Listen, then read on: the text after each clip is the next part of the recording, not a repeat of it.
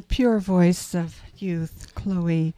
And that just brought tears to my eyes, Richard. And when I heard that track, I was thinking of your wife, Mary Grove. And she's such a beautiful person and so full of love and art and music herself. Yeah, she really has left an incredible legacy, and that was a very touching song, and it was reminding me of grief too. I mean, because there's a theme in that song about which would be probably the toughest grief that anybody would have to face. There's a implication of someone who takes their life, and I was thinking about all the different kinds of deaths that people encounter. My wife died of cancer after living almost 10 years with that. Wow. But I was thinking about people maybe who were just listening to that, who maybe have lost a loved one, a friend who took their own life, and how very, very deep and difficult that kind of grief, how complicated that kind of grief could be. Yes, I have a friend who took her life December 11th, actually. And she was very young. She's just 35. And yes. There can be kind of a hopelessness in that. And a lot of people in that kind of grief say it's just like living in a bad dream, and you just think you're never going to wake up from it. And yet, and this is really our work at Sacred Art of Living, it's to talk about those stories and to share also remarkable stories of how people really right in the middle of that kind of loss, which is like the last place in the world you'd ever want to go to. On the other side of it, find sometimes lessons, and maybe lessons isn't even a good word, a kind of opening of the heart. The heart's almost broken open, that takes them to a deeper kind of love. At least there's that potential. I'm not saying grief always does that, but when you hear the possibility of that happening for someone who's stuck in a really dark corner of grief, that can be just a little spark of hope. That's true. And I think it helps to know that that is the person's choice. You know, it's not something that we did wrong, or the other person, the family doesn't have to feel guilty about anything, you know, and I think there are all those layers of emotion that go in there as well. But I think it's really, death is just a doorway to another form of life. That's the way I look at it, and most traditions do.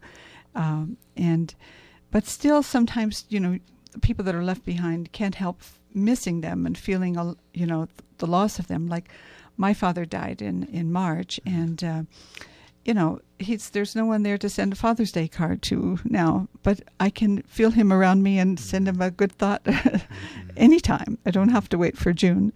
And so death is an interesting thing. I think it's full of fear. People, what did Woody Allen say? I don't mind dying, I just don't want it to hurt. Well, I agree with that, 100%. Yes.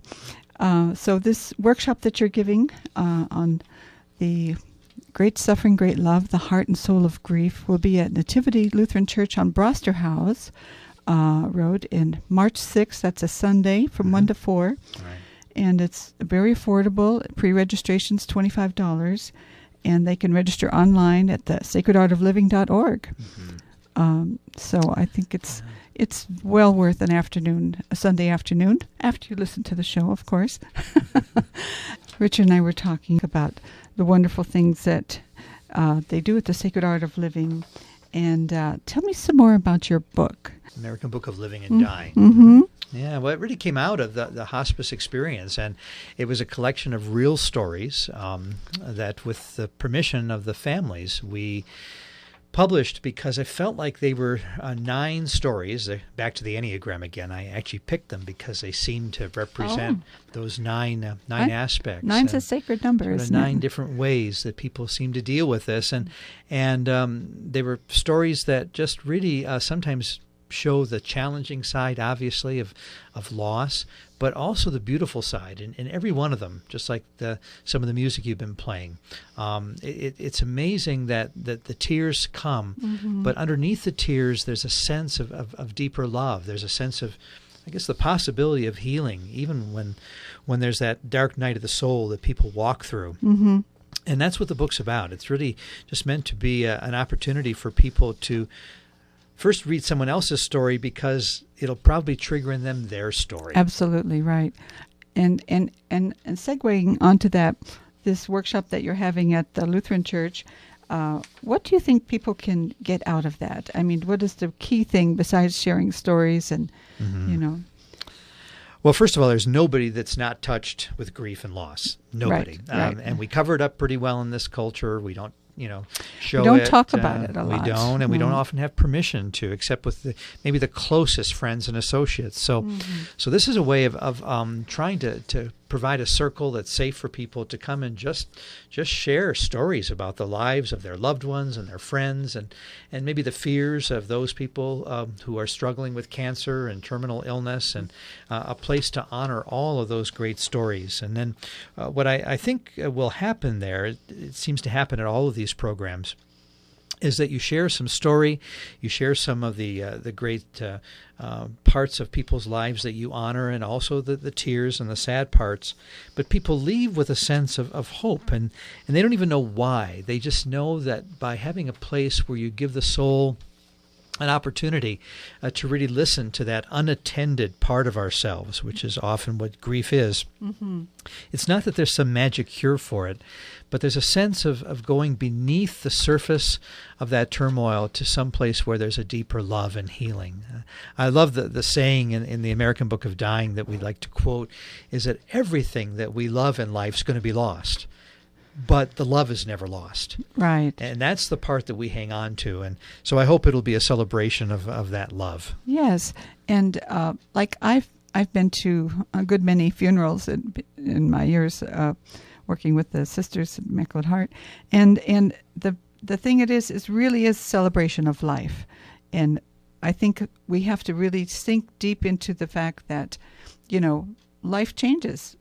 Stuff happens, and to accept that and to rejoice in it, really, and to grow from it, I think is the challenge. And I think workshops like yours make us face things that we kind of wanted to suppress. Like you said, in this society, we don't talk about things like that very much if it's painful.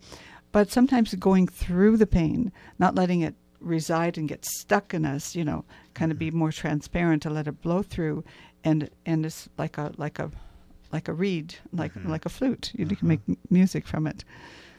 It's like anything. We would like to avoid the pain, and yet in the avoiding of it goes deeper. It begins to control us even more so. And so just by giving ourselves a little space and opening to face our own suffering around these things, it's amazing that it almost always opens up to some place of light, some place, maybe not even healing now, but maybe the possibility of that in the future. Right. And it's planting seeds, isn't it? And so I think spring is around the corner, and seed planting is the time. And so I think everyone can benefit by going to this, the Heart and Soul. And this at Sunday, March the 6th, 1 to 4 p.m. Well, Richard, we were talking earlier about your travels in the Middle Eastern countries. And you said you had an event that was very inspiring to you. I did in Morocco, actually. It was the first place, I think, where I ever experienced a culture that is so free to grieve. It's the opposite of ours. And you'll find that in general in Middle Eastern culture. If you can't grieve enough at a funeral, you'll hire official grievers to come. Yes, the wailing, right? Yeah, and to us it seems strange, but really for that culture, it's a way in the body of getting in touch with the depth of what you're feeling. Viscerally. Yeah. I found that in my own journey that more and more I can't figure that kind of way out of grief in my head. It has to get embodied somehow. And sometimes just taking a deep breath instead of short breaths, which is up in the chest, when you're really feeling constricted and you want to just explode from grief. If you can move that breath just deep down, it becomes a profound kind of prayer, really. It is, and actually it's a cleansing breath for your body and your mind and spirit. Best way to pray is to breathe. Thomas Merton said that, and I think his advice is right on.